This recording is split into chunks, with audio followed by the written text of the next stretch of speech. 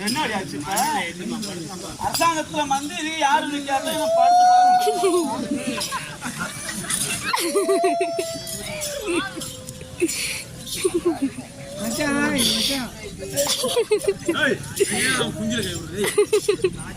அரசாங்கத்து மந்திரி யாரு கிடையாதா?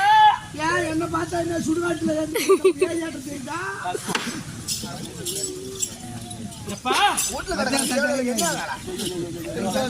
வாங்க ஐயா. வணக்கம் வணக்கம் வணக்கம் வணக்கம் வணக்கம். சரி சரி.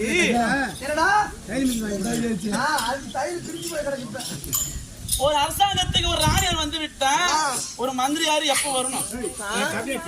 மகாராணி மகாராஜா வரதுக்கு முன்னாடி என்ன பண்ணாங்க பின்னாடி?